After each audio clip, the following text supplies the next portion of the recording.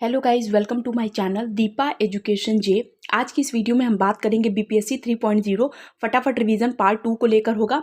और पार्ट 1 मैंने अभी एक दिन पहले बनाया हुआ था। मैंने आपको पहले बता देती हूँ कि 15 मार्च को ये परीक्षा आयोजित कराई गई थी, जिसे बाद में रद्द कर दिया गया है। और परीक्षा रद्द होने के बाद से जून का समय दिया गया है कि जून में ये परीक्षा आयोजित कराई जाएगी फिर से। तो जिन बच्चों ने मार्च की परीक्षा दी होगी उनका अच्छे से तैयारी करके एग्ज़ाम दिया होगा। जो पेपर का पैटर्न की बात करें तो पूरा एनसीईआरटी बेस्ड क्वेश्चन आपकी परीक्षा में पूछे जा रहे हैं। तो जिन भी बच्चों ने एनसीईआरटी को 6 से लेकर 10 तक की एनसीईआरटी को जो भी जूनियर की परीक्षा देंगे उनके लिए ये वीडियो भी इम्पॉर्टेंट होगी। और जिन्होंने एनसीईआरटी पढ़ी होगी वो इस बात पे बिलीव करेंगे कि कितना क्वेश्चन जो है वो पूरा एनसीईआरटी से ही पूछा गया था। तो सेशन को लेट ना करते हुए इसे स्टार्ट करते हैं। फटाफट रिवीजन होगा। सेशन पसंद आए तो प्लीज़ चैनल को लाइक करिए, सब्सक्राइब करिए, शेयर कीजिए और इंपॉर्टेंट नोट्स को ज़्यादा ध्यान से सुनिएगा। ठीक, तो लेट्स स्टार्ट। पहला क्वेश्चन है, वियना शांति समझौता कब हुआ? ठीक है, तो वियना शांति समझौता जो होता है, पहले आप इसका आंसर समझ लीजिए कि 1815 में होता है। ध्यान रखिएगा, इंपॉर्टेंट है। वियना शांति समझौता जो होता है उसमें 4 बड़े देश सदस्य बनते हैं। इसमें ब्रिटेन, रूस, ऑस्ट्रिया, प्रशा। ध्यान से समझिएगा, ब्रिटेन, रूस, प्रशा और ऑस्ट्रिया, ये देश इसमें शामिल होते हैं। ध्यान रखिएगा। और इसमें बाद में फ्रांस को इससे क्या कर दिया जाता है, अलग कर दिया जाता है, वो बहुत बात की बात है।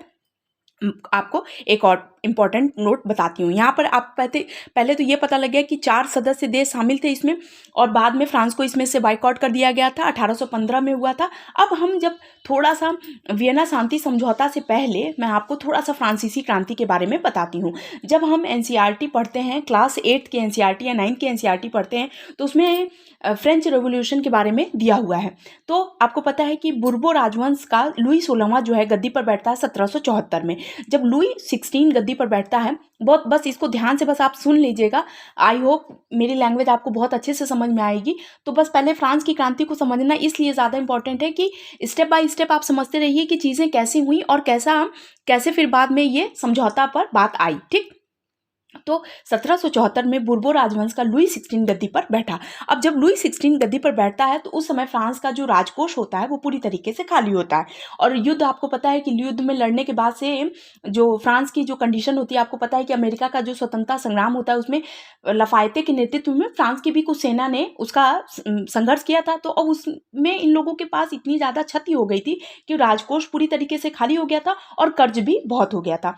अब इसके अलावा जो सबसे ज़्यादा इंपॉर्टेंट है वो ये है कि फ्रांस में उस समय जो समाज की बात करें तो 3 स्टेटस में बटा हुआ था। और तीसरा जो स्टेटस था, प्रथम स्टेटस पादरी वर्ग था, दूसरा कुलीन वर्ग, और तीसरा जो था वो सामान्य वर्ग था, श्रमिक वर्ग था, जिसमें हम कहते हैं जो 90% जो जनता होती थी वो इसी उसमें आती थी, इसी श्रेणी में आती थी। और इन्हीं को सर्वाधिक कर भी देना पड़ता था।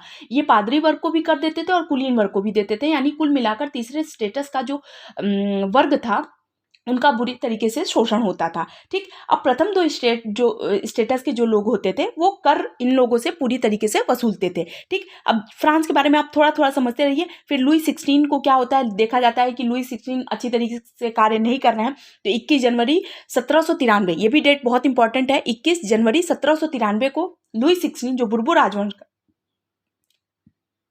बुर्बो राजवंश का था उसे फांसी दे दी गई। फिर 1793 से लेकर 1794 मात्र 1 साल का जो समय होता है उसे आतंक का युग कहते हैं, क्योंकि वो रॉबस्पियर का समय था। और रॉबस्पियर क्या करता था, बिना किसी की बात को सुने, बिना किसी मशवरा लिए, सलाह लिए लोगों को गिलोटिन करता था। गिलोटिन एक तरह की मशीन होती थी जिसमें जैसे आरा काटने वाली मशीन होती थी वैसी ही उसमें सर धड़ से अलग कर दिया जाता था। 1 साल में उसने लगभग 20,000 लोगों को, समझते चलिएगा, 20,000 लोगों को गिलोटिन किया था। इसलिए उसके युग को आतंक का युग कहते हैं। 1793 से 1794 सिर्फ 1 साल के शासन में उसने लगभग 20 से 25,000 लोगों को गिलोटिन कर दिया था। बाद में क्या हुआ कि उसी के जो सदस्य थे वो जैकोबिन क्लब का सदस्य था। और इसीलिए रॉबस्पियर के जो शासन को जैकोबिन क्लब का शासन कहते थे। और जैकोबिनों को 100 कुलात के नाम से भी जाना जाता था। इसके जो पुरुष सदस्य होते थे वो लाल रंग की टोपी पहनते थे, पतलून पहनते थे लंबी धारी वाली, और ये जो ब्लेजर पहनते थे उनका विरोध करते थे। ठीक, तो जैकोबिन सरकार जब रॉबस्पियर को गिलोटिन कर दिया गया 1794 में, तो उसके पतन के बाद फ्रांस में जो मध्य वर्ग के संपन्न तबके के पास सत्ता आई और संविधान बना, जिसमें 2 चुनी हुई परिषदों का प्रावधान रखा गया। लेकिन इसमें जो इन परिषदों में 5 सदस्यों की जो कार्यपालिका थी, उसमें डायरेक्टरी का शासन चुना गया, लेकिन डायरेक्टरी का अभिशासन पूरी तरीके से अंत हो गया। और आता है समय किसका? आता है समय नेपोलियन बोनापार्ट का।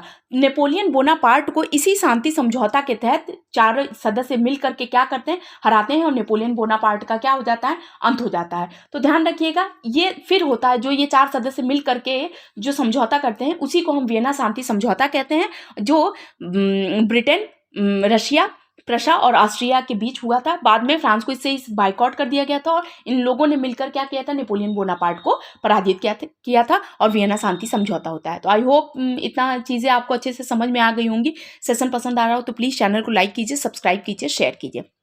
दूसरा क्वेश्चन है, एलए क्या था? तो आपको पता है कि यूरोप में एलए जो था वो कपड़े मापने का एक पैमाना होता था। देखिए, उस समय कपड़े का जो मापने का जो प्रोसेस था वो बहुत अलग था। जैसे किसी राज्य में कुछ अलग प्रोसीजर था तो दूसरे राज्य में कुछ अलग प्रोसीजर होता था। अब पैमाना क्या होता है, इसको हम थोड़ा सा अच्छे से समझ लेते हैं, क्योंकि चूंकि अभी जो 3.0 की परीक्षा हुई है, जो रद्द हो गई, उसमें ये क्वेश्चन आया हुआ था। ध्यान रखिएगा, एलए जो था वो कपड़े मापने का एक पैमाना होता था, और ये पैमाना इसलिए बनाना जरूरी था क्योंकि जब यूरोप में देखते हैं कि जब राष्ट्रवाद का उदय हो जाता है तो जो व्यापार होता था वो उसका एक राज्य से दूसरे राज्य, एक देश से दूसरे देश में होता था।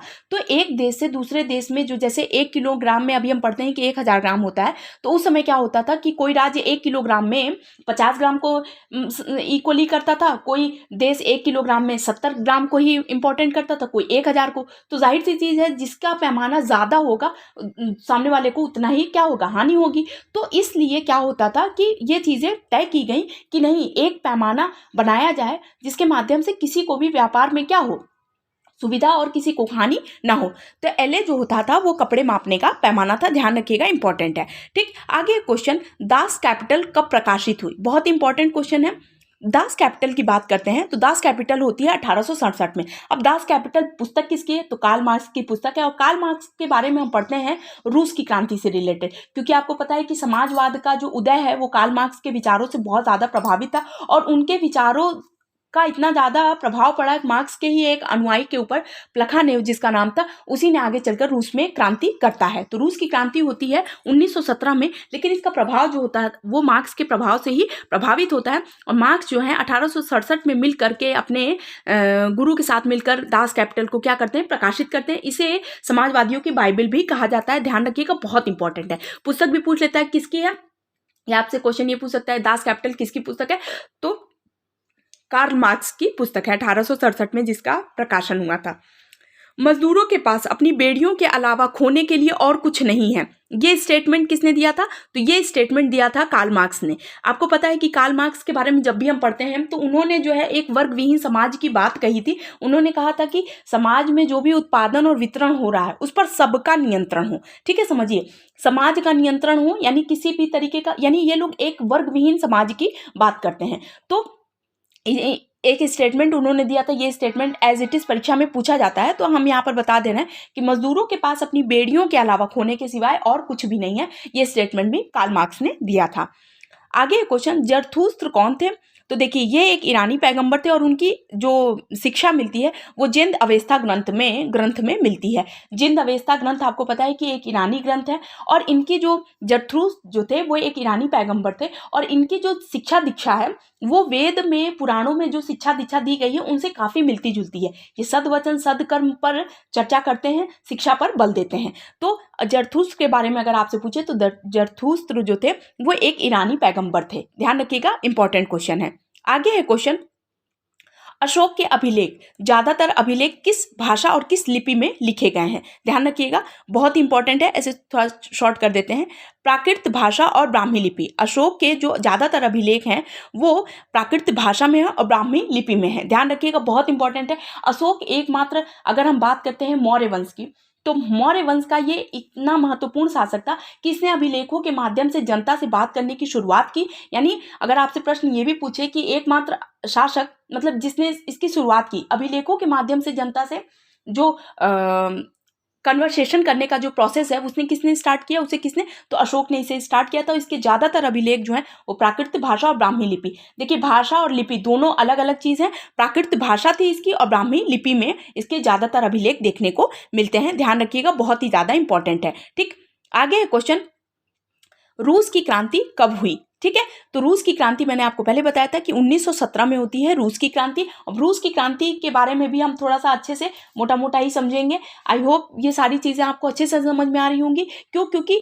परीक्षा में एज इट इज़ जो बता रही हूँ वो नोट से रिलेटेड प्रश्न पूछे जाते हैं। तो मैं आपको पहले बता दी कि यूरोप में जब राष्ट्रवाद का उदय होता है तो सबसे पहले आप वहाँ पर हम पढ़ते हैं मार्क्स के बारे में। तो मार्क्स की विचारधारा से पहले भी कुछ अनुयायी थे जिनके बारे में एज इट इज़ स्टेटमेंट पूछ लिया जाता है। जैसे रॉबर्ट ओवन के बारे में हम पढ़ते हैं, उसमें सेंट काउंट काबूर के बारे में पढ़ते हैं, लुई ब्लाम के बारे में पढ़ते हैं, लुई फिशर के बारे में पढ़ते हैं। इन सभी लोगों ने अपना एक स्टेटमेंट दिया था और ये सब लोग जो थे वो फ्रांस से रिलेटेड थे।